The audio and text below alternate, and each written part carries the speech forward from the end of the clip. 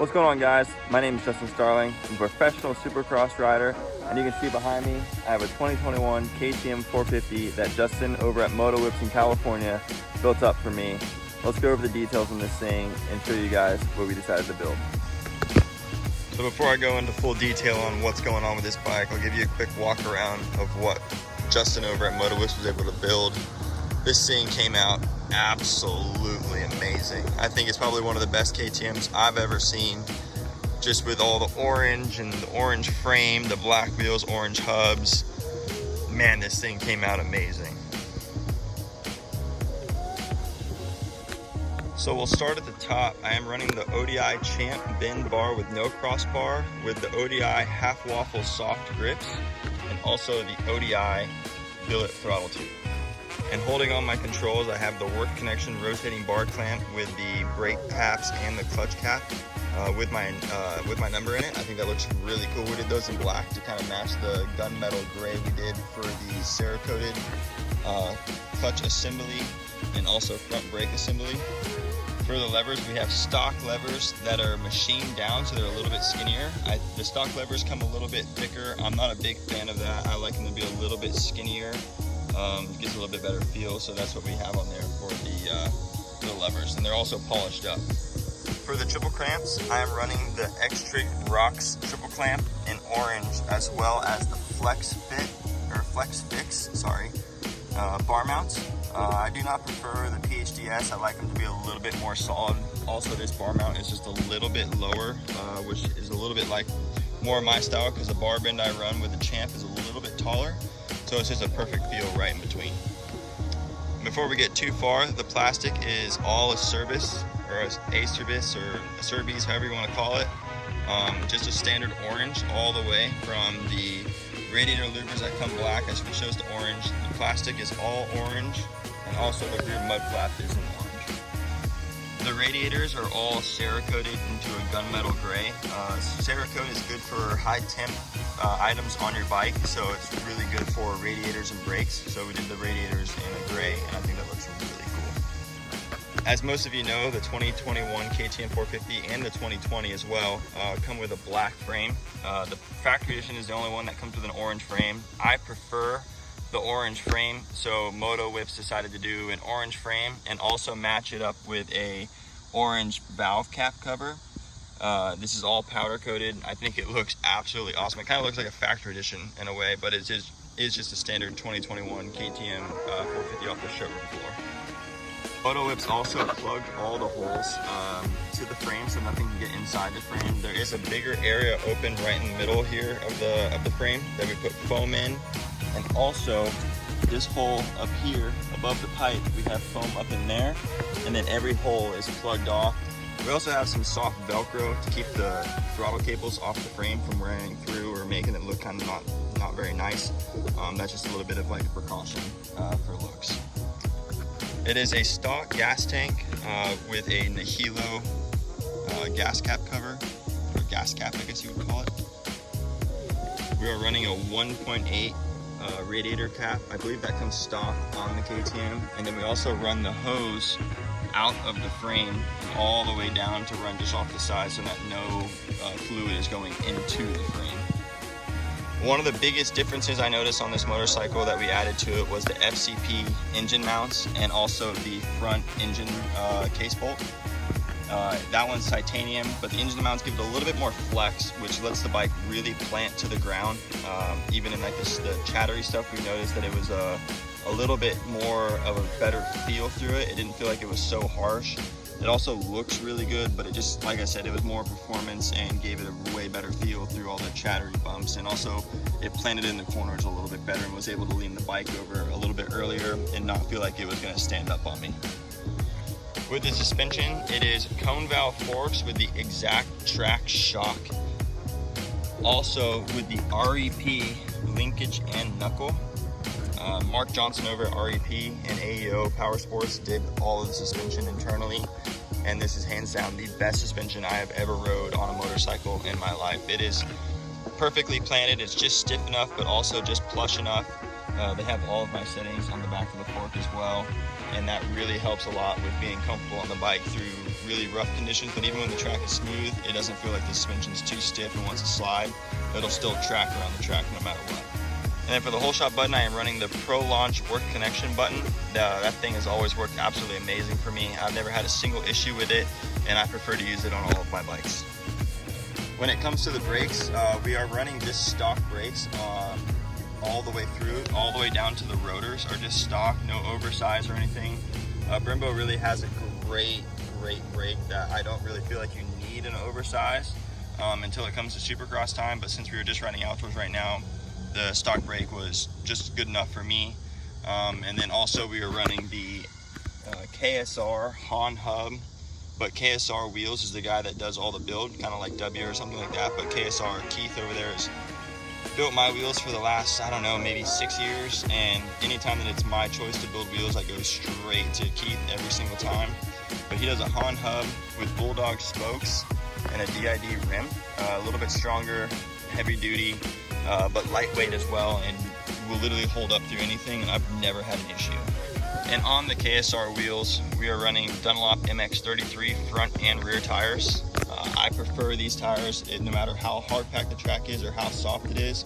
Unless it's a mud race, I will stick with this tire every time. And if it is a mud race, we'll put a scoop tire on the rear, but yeah, we prefer to run the MX33 no matter what the traction is or the track or whatever. We stick with this tire all the way. Another cool thing that Moto Whips did for me was they changed all the banjo bolts out to titanium banjo bolts from MetTech. So as you can see, the clutch assembly has a MetTech titanium bolt.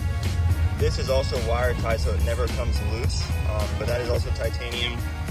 And then all the way up here, see if we can get to it, is also a titanium bolt.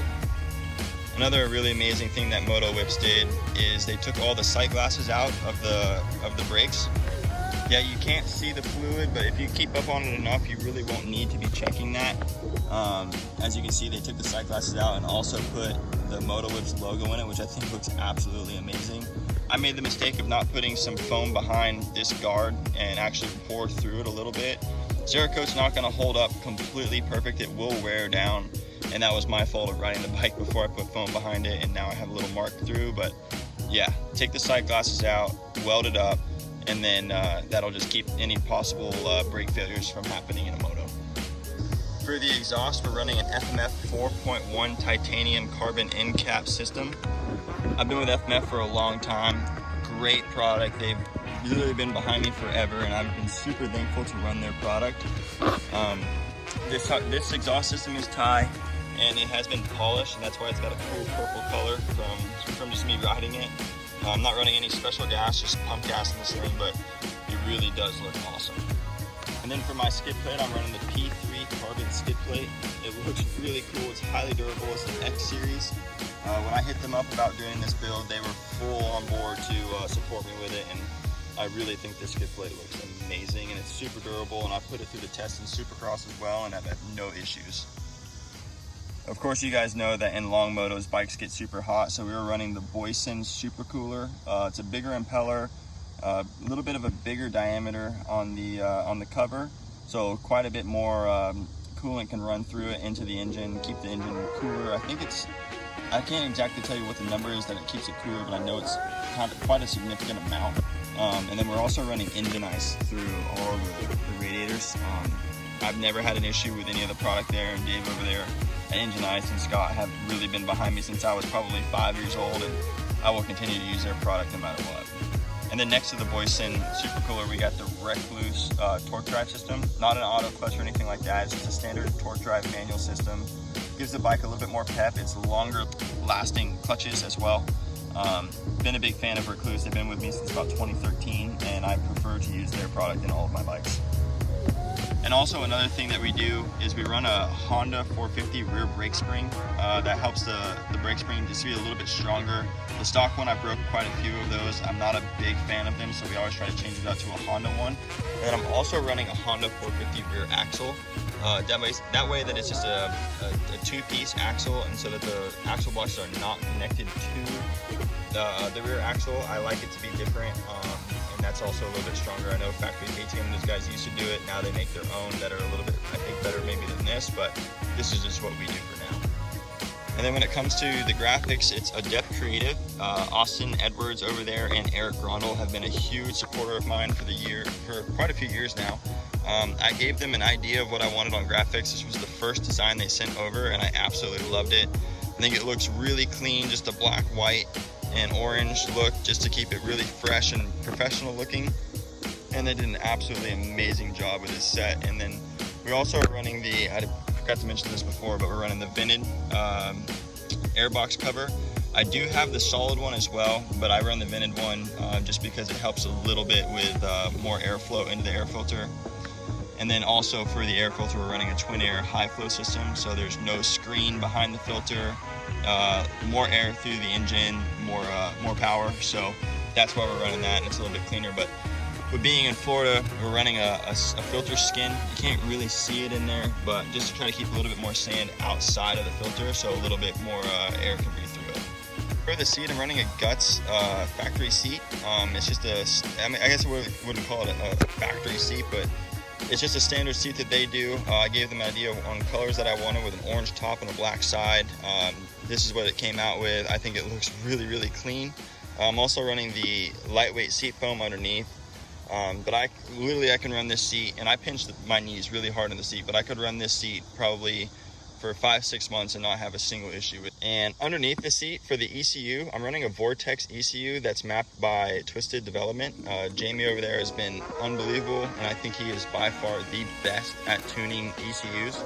So one of the things I did while I was in California was I went straight to Jamie and I said, hey, I need an ECU for a KTM 450. He put it together, and I've actually even had to detune it a little bit because it's been so strong. And I'm just running, like I said before, standard pump gas.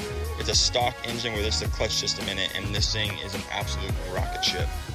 And then for the gearing, I'm running Sunstar chain and sprocket. I went with an orange to kind of match the hub and match the theme of the bike.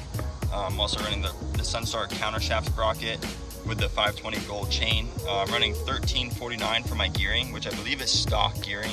Didn't change from the standard gearing on there. I think it works really well. I can run the bike in third a little bit more instead of having to rev it out in second. And I think that is definitely a really big plus for me because I really like third gear. But yeah, I've never had an issue with Sunstar. They've been a big supporter of mine for a long time, so I wanted to keep them involved in my program going into the future. We also have the Akrapovic chain guide. It's the same chain guide that factory KTM is using. It keeps a lot of dirt out of the chain guide, as you can see up top here. I can't remember how I acquired this thing, but I've had it for like 2 years, and it still works perfect, and I'm going to try to keep this thing as good as I possibly can because I don't know if I'll be able to get another one. And also the entire bike is, the bolts have been changed out to a spec bolt. They have a spec bolt nickel works kit. I think it looks really, really good. Also, the bolts are a little bit longer, so there's a little bit more chance of having a better bite when you're changing something, so you're not going to strip things out. But I think it looks really good. People are like, man, you got a titanium bolt kit. I'm like, man, it's a spec bolt kit that you can go buy for a couple $100 and be done with it, and I think it looks way better than the stock bolts. And I've been super hyped on it, and those guys over there have treated me absolutely amazing. And like I said, their bolts just look really, really good. I also forgot to mention I'm running a titanium axle block adjusters. You can get those through Works Connection as well. A little bit stronger, cleaner, better for the threads in there, but it also just looks really, really good. And also another little trick that you can do, the throttle assembly, the last thing you want to have is dirt inside there. I run a piece of electrical tape just on the outside to try to keep dirt from getting inside the throttle housing, so it just keeps it clean, no sand. If you live in Florida, that's definitely always been a problem for a lot of us, is if you crash or something, sand goes in there, and with that little piece of tape, it eliminates any sand going inside.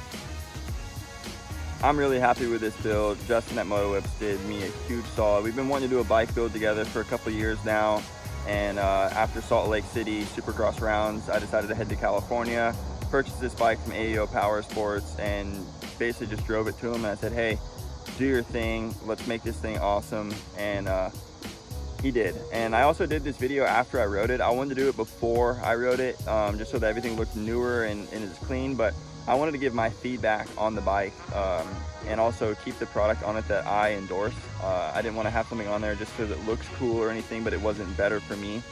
So yeah, this bike has about 2 hours on it so far. I've been able to try different things back to back with the engine mounts and everything, and I prefer the FCP engine mounts.